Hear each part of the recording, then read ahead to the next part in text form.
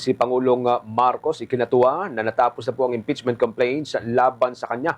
Pero no comment pa rin doon sa dalawang reklamo na nakabinbin para yan kay Vice President Sara Duterte. May live report si Bombuana Liza Berano. Ikinagalak ni Pangulong Ferdinand Marcos Jr. ang tuluyang pagbasura sa reklamong impeachment na inihain laban sa kanya. Noong Miyerkules kasi tuluyang pinatay ng House Justice Panel ang reklamo matapos matukoy na ito ay insufficient in substance. Pinuri naman ng Pangulo ang Kamara de Representantes sa maayos na pagtupad nito sa tungkulin. Ayon sa Presidente, hindi siya nababahala sa mga reklamong inihain laban sa kanya dahil wala umanong malinaw at sapat na batayan para siya ay patalsikin sa pwesto. Ibinahagi rin ni Pangulo na personal niyang nabasa ang nilalaman ng reklamo.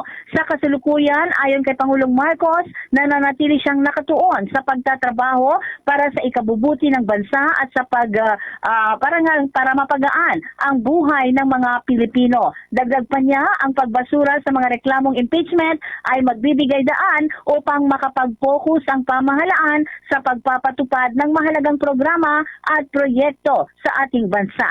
Pakinggan natin si Pangulong Ferdinand Marcos Jr. sa isang panayam kanina ang umaga. Doing their job. I'm glad that, of course, I'm glad that the impeachment complaints against me have been finished. And as the statement that we made earlier, I'm happy it's done, and we can get on with our work. Because these things are distractions from the things that you were doing. Although I wasn't very worried because I saw the impeachment complaint, and I knew that I would be all right in terms of the impeachment was here. Wala naman. There were no real grounds for the impeachment.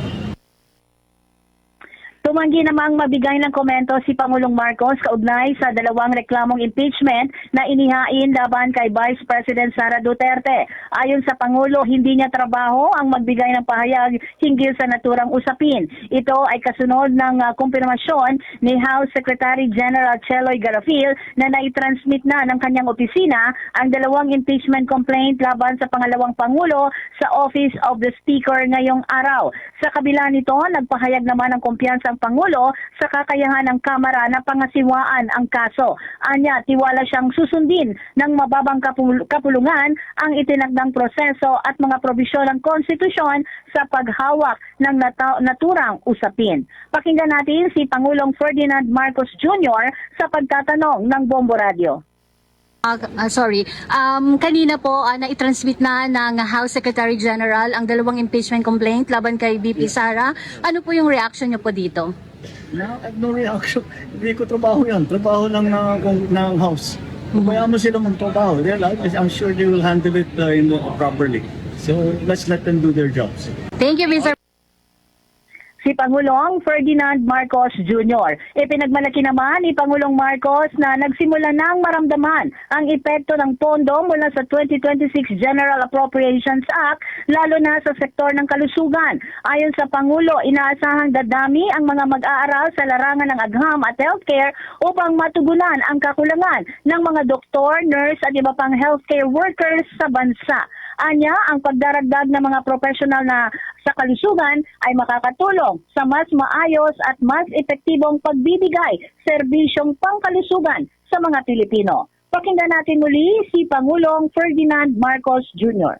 Ready to feel the effects of the appropriations that are coming out of the 2026 GAA. Kaya it's a very happy day because we ground broke for the all the sciences that are necessary for the healthcare sector.